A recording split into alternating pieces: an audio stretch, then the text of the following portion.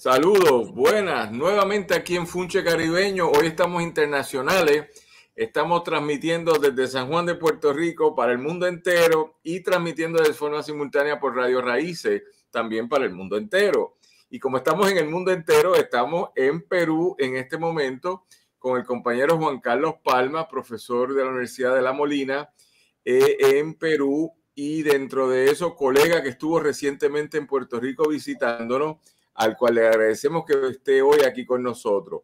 Este es Daniel Lina que les habla, este es su programa Funche Caribeño, en transmisión, en producción, Adrián Ciaca Pérez en San Juan, producción general Alejandro Ortiz Arraiza, y producción en Radio Raíces, Víctor y Robertito Rivera y Ramón Edwin Colón Prats.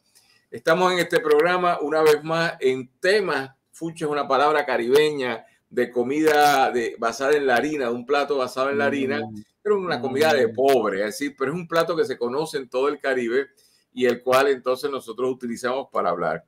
Saludos, Juan Carlos Palma, ¿cómo estás? Doctor Nina, buenas tardes. Feliz de volverte a ver.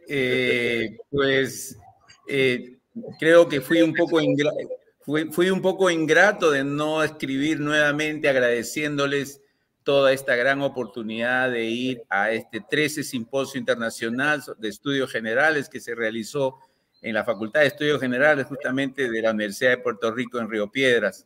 Para nosotros fue una experiencia muy enriquecedora y especialmente conocer a nuevos amigos y terminando, ¿no?, bailando salsa. Muy bien, chévere. No pude acompañar esa noche por asuntos personales, pero sé que bailaron en un sitio chévere de Río Piedra y lo pasaron bien. Sí, es. Se nos va a unir el compañero Ángel Manolo Rivera de la comisión de la organización puertorriqueña Movimiento Nacional Ostosiano, Movimiento Independentista Nacional Ostosiano, el llamado MIN, que es una organización por independencia de Puerto Rico, y Manolo es un compañero que vaya, toca las teclas también de los asuntos internacionales y le queda bien, y lo hemos invitado. Él está registrándose ahora para poder entrar y va a entrar unos minutos con nosotros.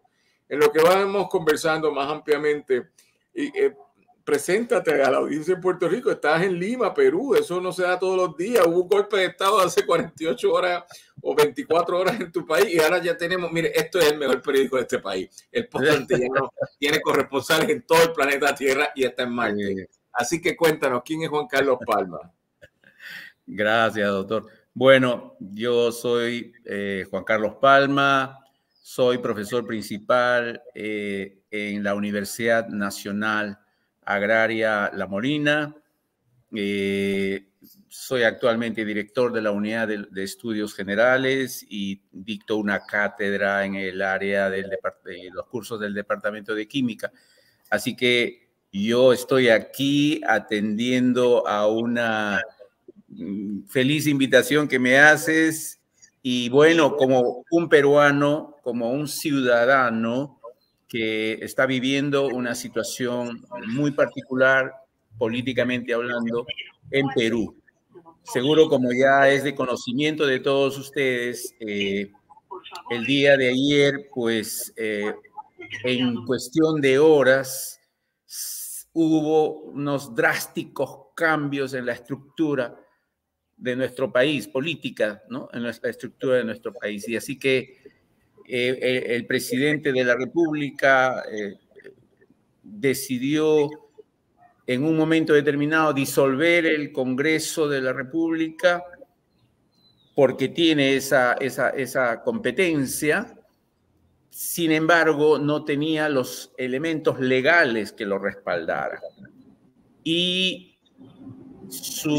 digamos, lo que él imaginaba que iba a las instituciones que le iban a apoyar, las Fuerzas Armadas, la policía, o tal vez el propio Congreso, el Tribunal Constitucional, el Poder Judicial, la Fiscalía de la Nación, ninguna de estas organizaciones apoyaron su decisión y al contrario, retrocedieron. Y en esas circunstancias, unas horas más tarde, el Congreso de la República toma la decisión de vacarlo con 101 votos de los 130 congresistas que conforman el Congreso de la República, deciden vacar al presidente Castillo en una figura denominada por incapacidad moral.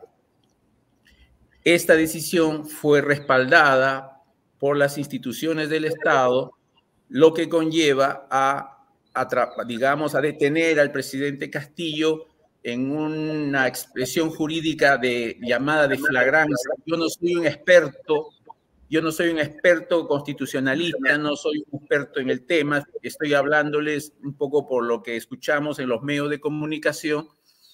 Y en estos momentos, entonces, el presidente Castillo está detenido en una dependencia del Estado en proceso de investigación y, felizmente, digamos, llamemos viendo el lado positivo, la vicepresidenta que fue elegida conjuntamente con el presidente Castillo ha asumido la presidencia de la República. Juramentó en el Congreso como corresponde y en este momento es la presidenta de la República del Perú. Esa es la situación actual.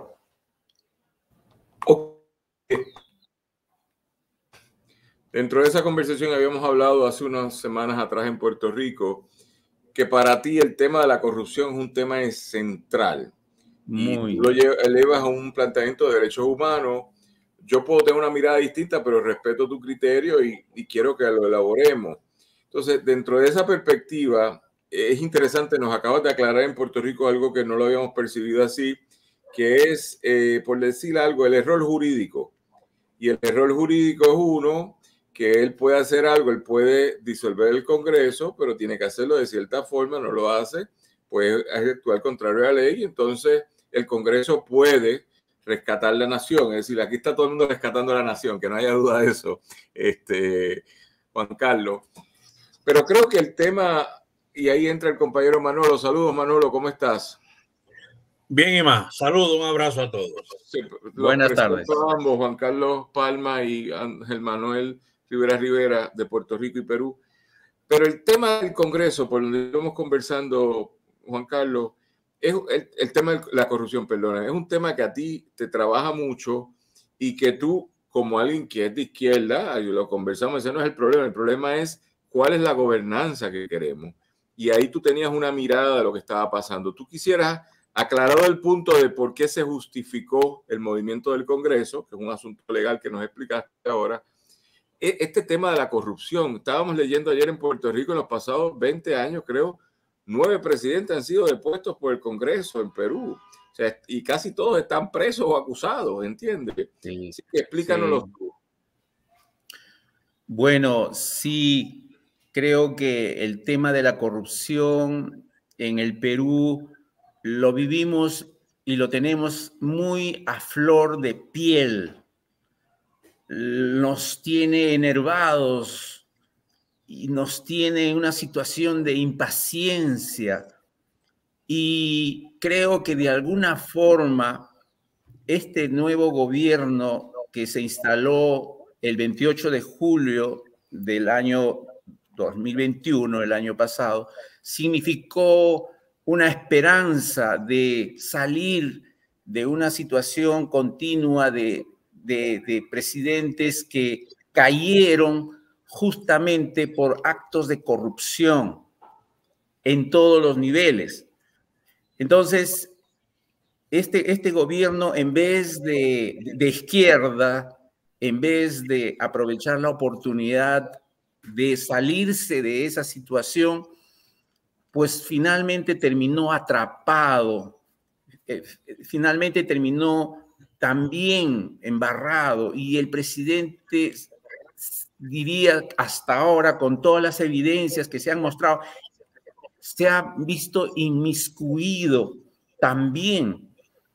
Y esta situación de que se ha precipitado, por ejemplo, ha tenido un detonante, que han salido unas declaraciones de un exfuncionario que trabajó para este gobierno en un ministerio, dando cifras de miles, de varios millones de soles en Perú, repartiéndose entre los funcionarios, inclusive declarando al presidente de la República como uno de los receptores de este dinero. Ese detalle, más otros de un ex miembro de la Dirección de Inteligencia que decía que de todo, dijo públicamente, y es un colaborador eficaz dentro de la justicia, hizo declaraciones que hicieron que estallase lo que ha estallado ayer. O sea, fue el detonante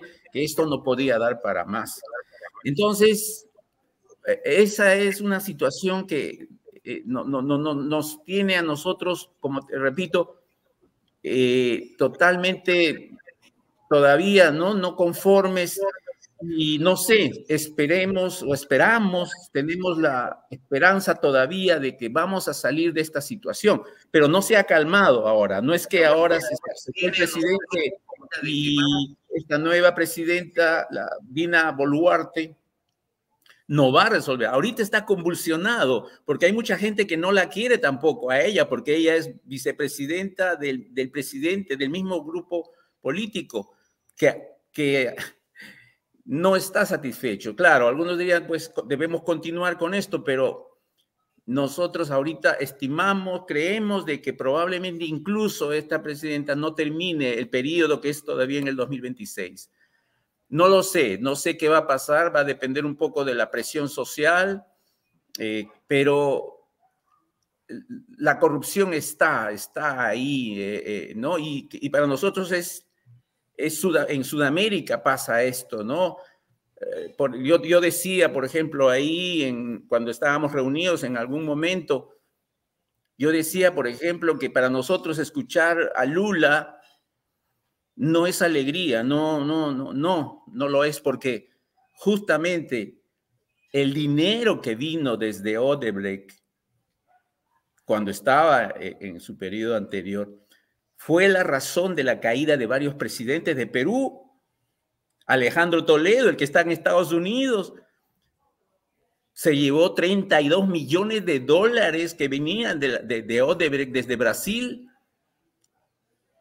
El siguiente presidente, una alcalde de la capital de la República, recibió millones de dólares también desde estas obras que hicieron desde Brasil. O sea, wow, de derecha, de izquierda.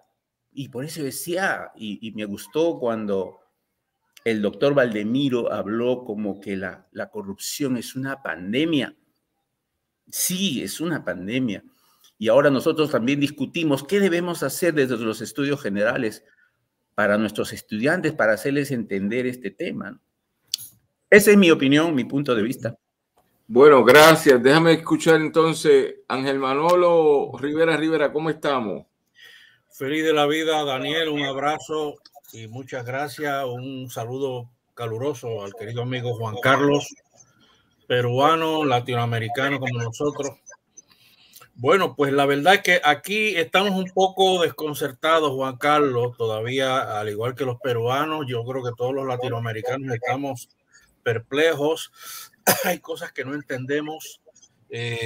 Todo se está definiendo, ¿verdad? Todo está muy incipiente. Hay un trauma general por esta caída de este presidente en el que tantas esperanzas, ¿verdad? Nos ciframos a aquellas personas que como tú, como yo, pues creíamos que este presidente venía de la línea política correcta y de la moralidad gubernamental adecuada. Pero aparentemente no se ha contestado todavía la pregunta que hace muchos años se preguntó Mario Vargas Llosa, cuando se preguntó dónde se jodió el Perú. Esta obra de Conversación en la Catedral es la pregunta que es el hilo desde la primera página hasta la última. Todavía nos seguimos preguntando eso y todo se complica. Acá en Puerto Rico y muchas personas, ¿verdad? Lo primero que se nos vino a la mente fue, bueno, esto es otra movida de la derecha, porque la derecha no duerme, la derecha no cesa, la derecha no deja de inventarse cosas para seguir, bueno, para seguir su guerra, ¿verdad? Porque estamos en guerra por la justicia social, ¿verdad? Y la derecha tiene sus formas que no son muy éticas siempre. Bueno, pues eso fue lo primero que nos imaginamos. Esto también ha caído, bueno, por lo menos hay una sentencia a la vicepresidente de Argentina. Y todas esas cosas no hay duda que lastiman, nos confunden, nos dejan perplejos y nos recuerdan diariamente que esto no se ha resuelto, que esto va a continuar y que no importa la circunstancia que ganen nuestros presidentes, nuestros candidatos desde nuestra perspectiva, la izquierda, desde la más radical hasta la más moderada. Entonces, te oigo a ti, Juan Carlos, decir que la corrupción es el detonante, ¿verdad? La corrupción es la gran pandemia, lo que lo aplasta todo. Bueno, eso tendríamos que analizarlo y tú estás en mejor posición que nosotros, Juan Carlos. ¿Cómo es que la corrupción ha coincidido en un gobierno en el que también ha tenido una proyección de gran ingenuidad y de gran inocencia y candidez, por lo menos en apariencia, del presidente Castillo?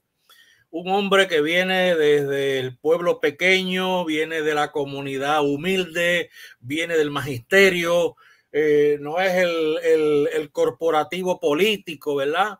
Y siempre con su aura, desde la campaña misma se le veía casi infantil, con esta expresión, con esta proyección de ingenuidad y por supuesto de inexperiencia política, ¿verdad? Estos candidatos así noveles, pues por supuesto que nos ponen los pelos de punta, porque uno no sabe si van a haber grandes cambios o nos van a tirar por el abismo, ¿verdad? A partir de esa inexperiencia, a partir de ese paradigma tan distinto que es el nuevo político, como el que aparentemente era Pedro Castillo, como el que fue Lula da Silva también, que fue el primer presidente netamente trabajador y obrero que tomó alguna poltrona en América Latina, como el primer miembro de una raza originaria, como Evo Morales en Bolivia. Pues pensábamos que ese tipo de candidato Nobel era Pedro Castillo. Y te confieso que yo todavía soy un poco ingenuo también y le quiero dar algún espacio para el beneficio de la duda a Castillo sobre las bases de que me parece que él está en un nido de delincuencia. Él cayó en un nido de delincuentes de grandes ligas y que no sabemos qué es lo atribuible a él, a su negligencia o hasta a su inmoralidad, y qué es lo atribuible a su ingenuidad por estar en un mundo que él aparentemente no conoce y del que no pudo aprender a tiempo. Esa es mi impresión general y por supuesto las voces como tú son las que nos van a aclarar mucho más. Gracias a Ángel Manuel Manolo, compañero que es intelectual puertorriqueño, autor de una obra muy interesante de la década de los 60 sobre Muñoz Marín, que era el gobernador histórico de Puerto Rico y su relación con Cuba. A favor o en contra, pero la relación que haya tenido con Cuba del 59 al 62, creo que es el periodo que tú estudias. Pero fíjate qué curioso esta conversación. Gracias, Manolo, por esta intervención para forzar un debate. Estamos aquí en Funche Caribeño transmitiendo a nivel internacional hoy por las grandes ondas, llegando hasta Marte y a Júpiter, pero pasando por el Perú, donde se encuentra el compañero Juan Carlos Palma, en la ciudad de Lima. Técnicamente estás a las afueras, ya nos dijiste que te estabas tomando un vinito, tú crees que no lo registré, que estabas en una fiestecita, pero no está todo mal, pero no puede volver a su casa porque ahora hay un bloqueo de algún sector social que está deteniendo las carreteras y está protestando, y eso nos dice que no todo es tranquilidad. No todo es tranquilidad. La pregunta, y esto es muy complicado, Manolo, tú no conociste a Juan Carlos, que estuvo hace poco en Puerto Rico en una conferencia de la Facultad de Estudios Generales de UPR Río Piedra, y estuvimos hablando y hablamos mucho de la corrupción, y él tiene una posición muy dura de la corrupción, y ya habíamos hablado en Puerto Rico. Yo no sé si él sabía que venía este proceso, pero ya me había dicho que la situación del presidente estaba mal por muchas razones o por muchas variables que habían incidido. Hay varias preguntas aquí y yo quiero abrirlo a ustedes en este programa Funche Caribeño, que es un encuentro de personas que tratamos de cocinar de otra forma lo cocinado, o modificarlo, mejorarlo o empeorarlo, pero hay que pensarlo de otra forma. Así que tenemos en la misma semana, que es el señalamiento que hizo Manolo, que Cristina Fernández de Kirchner, vicepresidenta de Argentina, es decir, con un gobierno que técnicamente es de avanzada, progresista, gente chévere, de Alberto, se me escapa el apellido ahora, ¿cuál es el apellido del presidente de Argentina? Que se me escapa. Cristina Kirchner. Cristina Fernández. Fernández, Alberto Fernández. Pues pasó algo ahí. Ella viene de una investigación que aparentemente es un lawfare, que es una persecución, pero no dice más ni dice menos que acaba de ser declarada culpable y condenada a X cantidad de años y inhabilitada de volver al juego político en su país. No sé si va a apelar, no sé cómo es el procedimiento, etcétera. Pero eso pasa días después o un día después, entonces viene lo de el compañero Castillo en Perú, que tiene otra implicación. Y entonces uno pudiera pensar en este país, este territorio de golpes de Estado, muchos creados por la derecha, por la CIA, por el Pentágono, esto y lo otro, que no son hechos ingenuos ni aislados.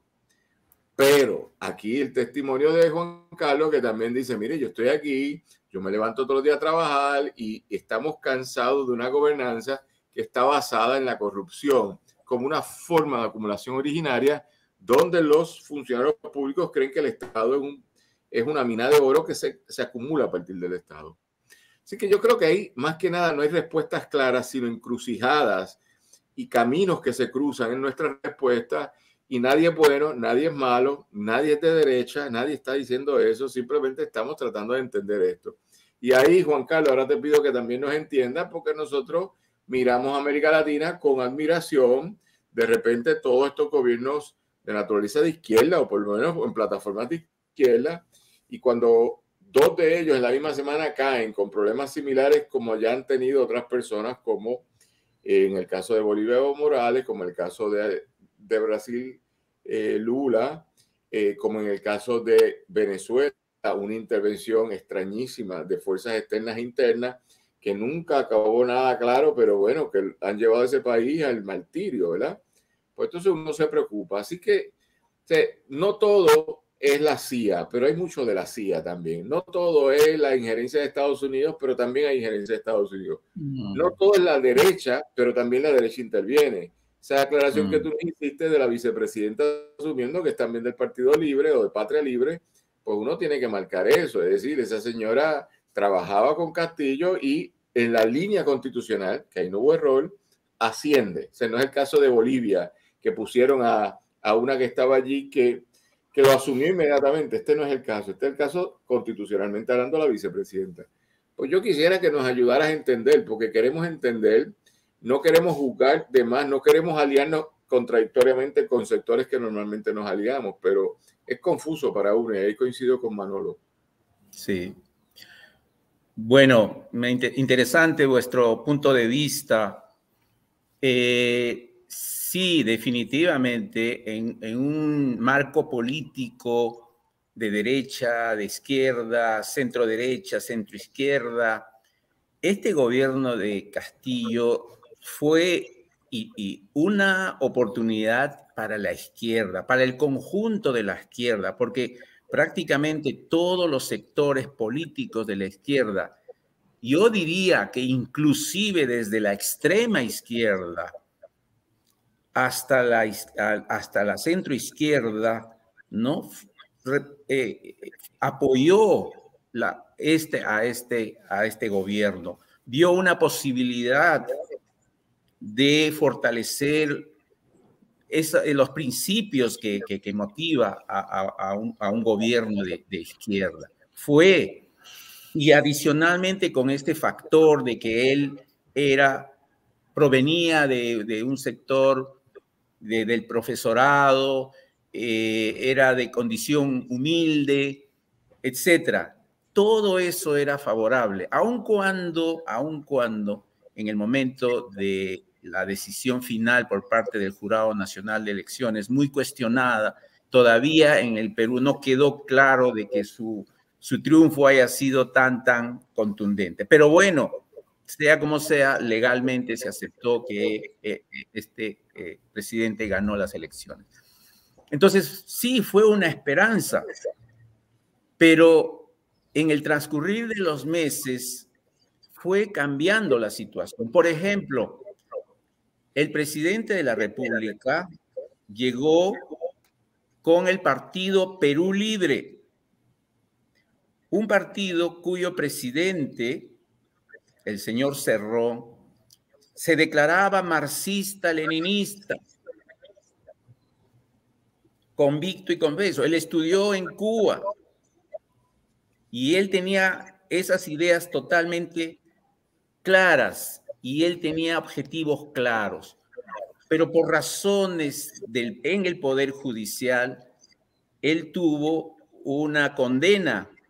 Entonces no podía postular como presidente de la República, para la presidencia de la República. Y por eso es que llevan en su grupo al presidente Castillo como una forma de salir de esa situación de que el presidente del partido no podía ser elegido por esa condición de estar con una condena. Por eso sale Castillo. Por supuesto que pertenece al sector sindical, también el profesor Castillo. Pero miren, llegando al poder,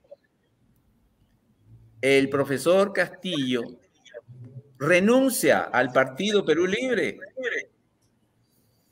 porque consideraba de que no quería alejarse, de que ya no era comunista. Él decía, no, yo no soy comunista, yo me alejo de eso. Renuncia a su partido, al partido que lo llevó al poder. La vicepresidenta, Dina Boluarte, que ahora es presidenta, también es expulsada de Perú Libre, del partido original. Así que tanto el presidente como la vicepresidenta no forman parte del partido que los llevó. La actual presidenta no tiene partido político. Y Perú Libre, que es el partido que llevó al gobierno, también está totalmente desmembrado, ¿no? Se han fraccionado. Y la razón fundamental es que sí, es cierto, la derecha aprovechó esta situación de que no se desmarcaba de la extrema izquierda, porque para nosotros todavía es muy sangrante, todavía es muy doloroso el tema de Sendero Luminoso, el tema del terrorismo que vivimos. Todavía no está cerrada esa herida y pues creo que esta izquierda que se supone que es democrática no supo tampoco deslindar muy bien, ¿no? Con la extrema izquierda no la supo deslindar bien y eso a la población tampoco no le parecía bien. Creo que hemos aprendido que en el Perú, si bien es cierto, tenemos reivindicaciones pendientes, pero tampoco apostamos por una extrema izquierda que gobierne el país. Tampoco no aceptamos mayoritariamente, ¿no? Entonces, y sobre esto se viene el problema, como repito, de los elementos de corrupción. ¿Cómo es posible que vas a encontrar $20,000 en el baño del Palacio de Gobierno cuando hay una intervención del poder de la Fiscalía? ¿Cómo vas a encontrar? Empieza a ser una serie de elementos de corrupción que nosotros ya veníamos con ese problema de la corrupción a flor de piel y decíamos, ¿qué están haciendo? O sea, pero si queríamos alejarnos de esto, ¿cómo vamos a continuar con ello? Yo creo que todo eso se ha juntado, ¿no? También, entonces, políticamente también la izquierda no ha sabido deslindar. Personalmente, mi opinión es que la izquierda debió deslindar de estas situaciones de corrupción, pero se mantuvo, aparentemente se mantuvo apoyándolos. Y yo digo, si la izquierda representa una alternativa de moralidad, de un principio debió desmarcarse y decir, nosotros no vamos a defender esa situación de corrupción del presidente, que actualmente el presidente de la República se está metiendo. Debieron cortar, pero no lo cortaron. Entonces, ¿qué ha pasado ahora? Que la izquierda en el Perú está totalmente desprestigiada. Y sí, fíjense, el alcalde de Lima actual que ganó es de derecha. Ha capitalizado ese descontento de la población. Lo ha capitalizado el alcalde. El presidente del Congreso es si quiero juzgarlo, entre centro derecha. El presidente actual del Congreso de la República, es cierto. Entonces, ahorita hay ese descontento popular, lo ha absorbido muy bien, astutamente, o no sé si con suerte, porque no creo que sea por tanta inteligencia de la derecha, no creo, simplemente es por errores de la propia izquierda. Entonces lo está capitalizando, lo están capitalizando. Y la izquierda no reacciona, no sé qué pasa, qué nos pasa, estamos en un marasmo. Una de las líderes de la izquierda en Perú es la señora Verónica Mendoza, que fue una de las principales alternativas para que sea presidente de la República. Pero no sale a la palestra como una forma de deslindar de la situación que vivimos y jalar, ¿no? Dar otro cauce a la izquierda. No, nadie, no hay estos líderes de izquierda, y más bien son los de la derecha las que tratan de salir y están aprovechando la oportunidad. Comentario mío, ¿no?, al respecto. Bien, bueno, gracias por eso. Me gustaría entonces que Manolo nos responda, porque hay todo un análisis con mucho matiz de las complejidades de la lucha de clase y de los sectores sociales que representan la lucha de clase en Perú, que no se ha detenido, ¿entiendes? Desde los incas para acá hemos estado en la lucha de clase en todo su crisol, y Maritegui fue un capítulo importante, pero no es el último, y no estábamos en el último. Y entonces lo único que hubo una luz es que este compañero Castillo venía de lo que nosotros definimos todavía como la izquierda, pero nos dan los matices, las renuncias, esto y lo otro. No sé, Manolo, ¿cómo tú lo ves? Pues sí, ahora tú me acabas de recordar que Perú en los últimos 30 años yo no le conozco ninguna pues, ninguna puerta abierta sustancial para la irrupción de la izquierda en el gobierno de Perú, ni para adelantar las causas sociales de los trabajadores, de los campesinos, etcétera. Siempre hemos visto presidentes de centro derecha, hasta Fujimori. Pues eso ciertamente nos duele más, porque Castillo, como Daniel acaba de decir, era la esperanza después de tantos intentos. Me preocupa qué queda de la institucionalidad del Perú ahora mismo, de la institucionalidad del gobierno. Yo llegué unos minutos tarde, sé que estaban hablando, me imagino, de las relaciones entre el Congreso y el presidente Castillo, y de las acusaciones mutuas de que el otro le iba a ocasionar un golpe de Estado, y del presidente Castillo diciendo que el Congreso sencillamente le estaba bloqueando, le estaba saboteando todas las iniciativas de política pública del Ejecutivo, ¿no? Y el Congreso también diciendo que Castillo le estaba tramando un golpe de Estado, o sea, una implosión como la que hizo Fujimori. Eso pues es una guerra perdida ahora mismo. El legislativo y el ejecutivo ahora deben estar en unas situaciones francamente precarias, y no sé cómo se va a zanjar esa brecha tan grande. Pero sí, pues yo quisiera apostar por lo que pueda hacer la vicepresidente. La vicepresidente podrá no ser santa de la devoción de nadie, podrá estar también chispeada, está manchada por lo que le haya tocado vivir a Castillo, pero sigue siendo la vicepresidente. Y para no empeorar la cosa, yo creo que hay que hacer un esfuerzo por mantener esa institucionalidad, por mantener una constitución que dice que la segunda en mando o el segundo en mando es el vicepresidente y es el que tiene que quedarse. Y esa señora tiene un reto monstruoso ahora mismo como nadie.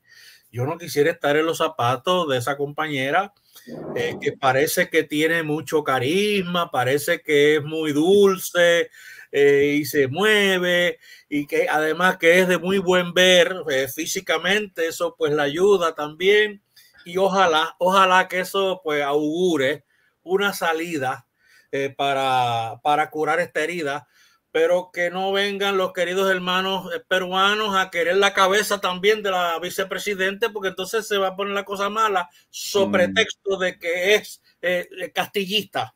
Y eso no es lo que mandata el momento, creo yo, Juan Carlos. Sí, es cierto. Y esa opinión suya está primando en este momento.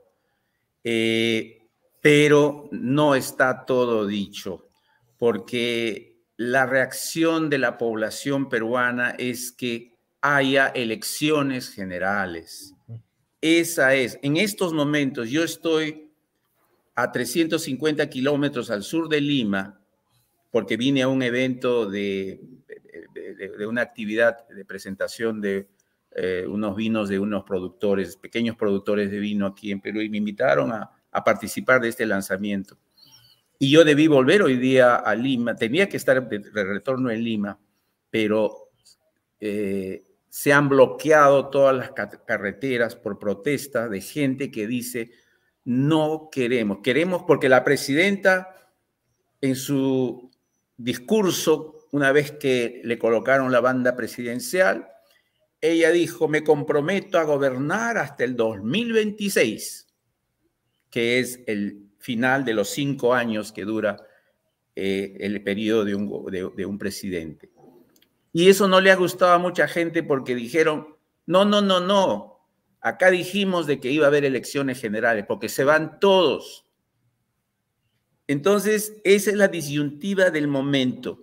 Yo creo que estos días, hoy, mañana, pasado o hasta la próxima semana, vamos a ver si la población en general le da la licencia social a esta presidenta para que se quede hasta el 2026 o le dice, tú te vas a convertir en una presidenta que vas a pedir elecciones generales y se van todos, tanto el Congreso como este grupo de transición. Esa es la situación, eso es lo que nos tiene ahorita en vilo.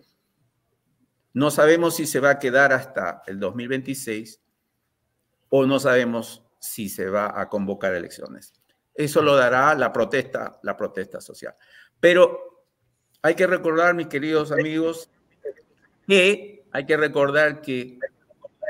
incluso los congresistas que son de izquierda contribuyeron con su voto, esos 101 votos que sirvieron para vacarlo. Se requería 87 votos para vacar al presidente. De los congresistas que obtuvieron 101 votos son inclusive de izquierda, son inclusive algunos del Partido Perú Libre y otros de centro izquierda. Todos ellos han votado a favor de vacar al presidente porque, como les repito, el día anterior soltaron una serie de declaraciones a través de los medios de comunicación sobre evidencias de dinero mal habido involucrado en el gobierno. O sea, eso precipitó este asunto. Entonces, izquierda y derecha se han visto ante la situación de respuesta de esas evidencias de corrupción. Yo creo que en estos momentos, más que izquierda, más que derecha, es ese detalle de la corrupción lo que nos va a hacer reaccionar. Ya no hay otra, o sea, no es, o sea, el presidente Toledo, el que está ahorita en Estados Unidos, es por ejemplo, un señor que proviene también, igual que Toledo, de un hogar humilde, en una provincia lejana también, ¿no? Y sabíamos, él era lustrador de botas, se ganaba la vida cuando era niño, se ganaba la vida lustrando botas. Pero bueno, su empeño, su empuje, terminó estudiando en los Estados Unidos un doctorado y volvió al Perú y se convirtió en el presidente del Perú. Sí, él era el Pachacútec, él era la reencarnación del Inca Pachacútec, así lo vimos incluso. Y se terminó llevando 32 millones de dólares conjuntamente con su mujer, y ahora está en Estados Unidos para que lo extraditen. No lo hacen, ya son varios años. Entonces ya ese detalle de que es de extracción indígena, campesina, no es suficiente, no es suficiente. Es esa moralidad, ese compromiso con salir de esa situación, lo que esperamos de que sea la que siempre se mantenga, ¿no? Pero bueno, esa es la situación en estos momentos en el Perú. Felizmente, esta estructura digamos, de poder que existe a través de las instituciones del Estado, llámese Poder Judicial, llámese Fiscalía, llámese Tribunal Constitucional, llámese Defensoría del Pueblo, llámense también las organizaciones de los profesionales a través de los colegios profesionales, todos en unísono han condenado la decisión del presidente de cerrar el Congreso. No lo hubiera hecho. Si él se hubiera incluso sometido a la decisión del Congreso, para él hubiera sido menos dramático y para el país menos dramático que haber él mismo precipitado la situación. Y ahora todo el mundo dice, ¿y qué? ¿Por qué? ¿De dónde le vino la cabeza? Un congresista de él, Guido Bellido, dice, yo creo que a este señor lo han drogado. Lo han drogado y no sabía lo que estaba leyendo. Y ya se empieza a especular este tipo de cosas. Bien, yo creo que pues te escuchamos, esto es complicado, pues te estamos escuchando, pero nosotros aprendemos, tomamos nota y conversamos y luego vamos mirando. También, como me decía Manolo esta tarde cuando hablé con él, es muy repentino todo todavía para uno llegar a grandes conclusiones. Lo que sabemos es que los que han sido depuestos en América Latina en los últimos años, para buena vibra, no los han asesinado. Han pasado cosas, pero están todos vivos. Y eso es importante. Porque en otros momentos, Jacobo Alben, pues lo matamos, ¿verdad? Así que ha pasado algo distinto. Segundo, desde, ¿cómo se llama el compañero de Honduras, que la esposa es la presidenta ahora? Mel Zelaya. Zelaya, hasta más recientemente Lula, o Evo, pues, o Digna, pues han pasado cosas y ha habido giros en la historia. Lo importante, yo creo que en esta conversación es con lo que nos quedamos nosotros, que por lo menos yo me asumo, yo vivo diariamente para construir un relato alternativo al dominante, porque el dominante no lo aguanto, porque está lleno de contradicciones. Y en el caso de Puerto Rico, de derecha sobre todo, pero también sectores de izquierda, creen que la acumulación originaria viene del Estado y yo no lo puedo asumir, no puedo participar. Nosotros vivimos en escándalo de corrupción casi por minuto, compañero Juan Carlos. Así que en esta semana ahora hay uno que está interesante, yo no sé si Manolo está siguiendo, que es uno de los alcaldes de Puerto Rico, se divide en 78 municipalidades, y hay un alcalde que es muy querido, que es un tipo que uno piensa que es decente, ¿verdad? Como que no se roba dinero, pues tenía un esquema, y hoy se está defendiendo de que el esquema no es de corrupción, pero el esquema es muy inteligente. Él conoce el mapa urbano de la ciudad donde dirige, y entonces empezó a comprar propiedades que después alguien las limpia, las reorganiza, que es dinero municipal, y ese territorio incrementa valor, pues negocio redondo para el propio alcalde del municipio que él dirige. Entonces es un escándalo bien extraño. Así que no sé ni qué decirte. Nos quedan unos minutos Compañero, nos quedan como 8 o 9 minutos. Manolo, pero ¿qué lecciones, si alguna? Es decir, ¿cómo repensar a Puerto Rico? Manolo está en la dirección del Movimiento Independentista Nacional Ostosiano, un congreso importante de esta última etapa del 90 para acá en Puerto Rico, que aboga por la independencia y uno quisiera un país libre y soberano, pero que no fuera corrupto, ¿entiendes? Eso es lo que uno quiere. Pero como hemos debatido, yo le tengo cuidado a las narrativas de corrupción, porque George Soros le encanta poner dinero para combatir la corrupción, pero para crear una teoría del caos de gobernanza, que es que nadie es bueno. Pero no, lo único que no es malo es su acumulación de capital. Y esa no es mala. Pero todo lo demás es bueno, es malo. Así que no sé, Manolo, ¿qué tú nos dirías? Pues muy poco, Daniel. Uno tiene más preguntas que respuestas o que afirmaciones. La suerte de nuestra patria puertorriqueña, para bien o para mal, será la suerte de América Latina, con todas sus complejidades, con todos sus amores y desamores, con todos sus errores. Es nuestra casa, es nuestra sangre. Y estas iniciativas como la de Daniel Nina pues nos acercan más, nos solidifican más, y me alegra saber que toda esta situación triste que está pasando el Perú no ha sido suficiente para que no suene en las calles de Lima el sonido del Gran Combo de Puerto Rico, que está en Perú celebrando sus 60 años. Daniel Nina y yo somos salseros de la mata. Y por eso y por mucho más abrazamos a todos los peruanos y peruanas del mundo y le deseamos que todo esto, esta pesadilla acabe para bien de todo.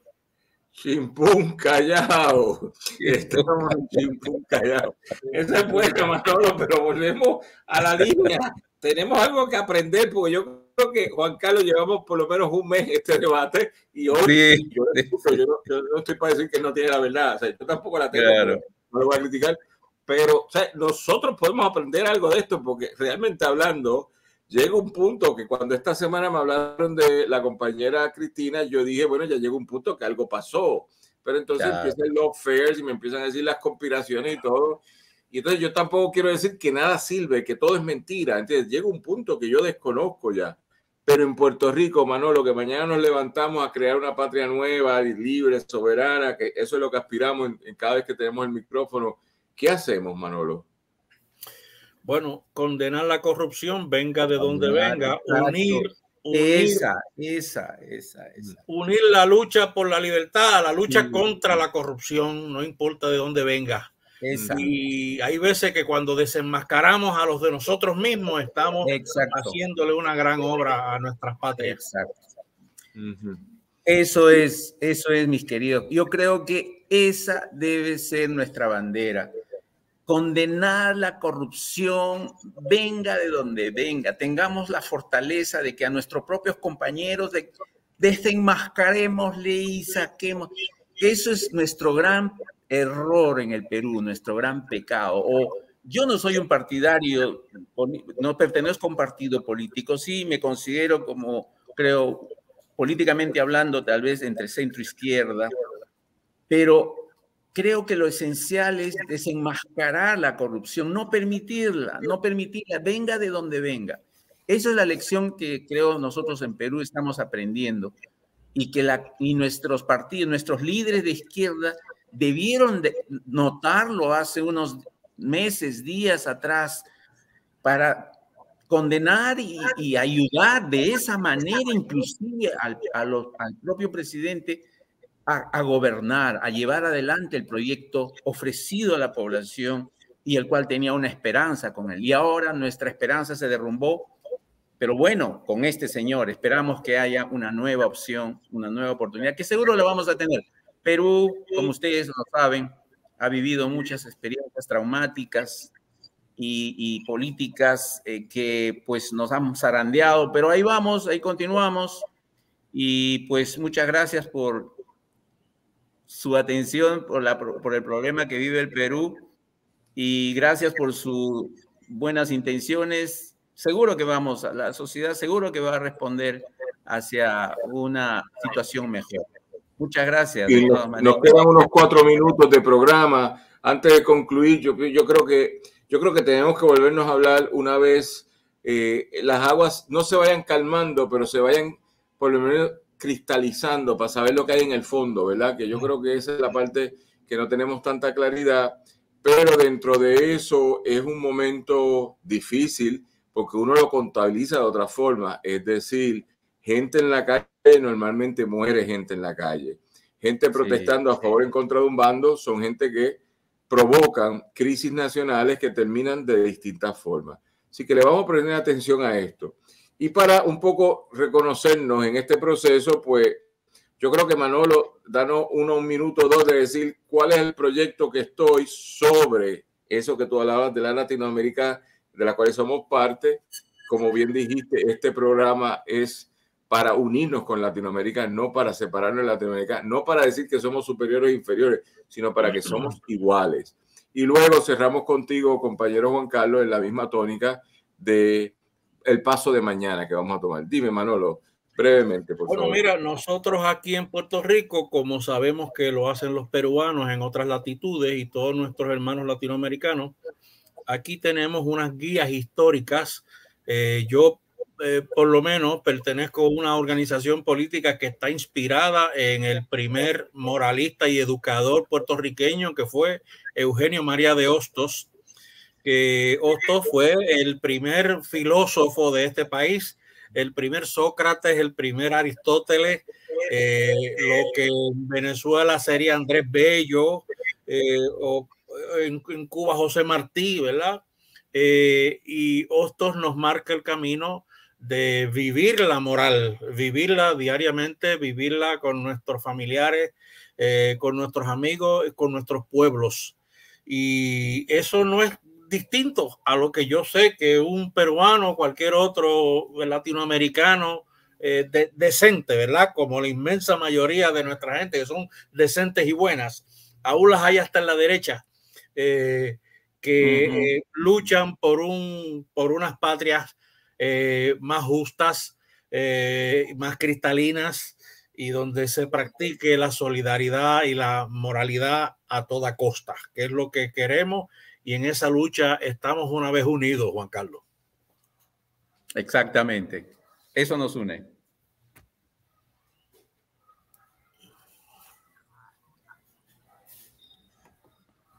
Juan Carlos.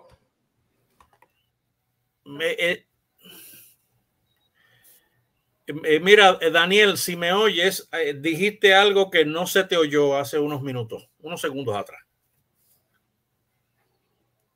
El micrófono. ¿Me escuchan ahora?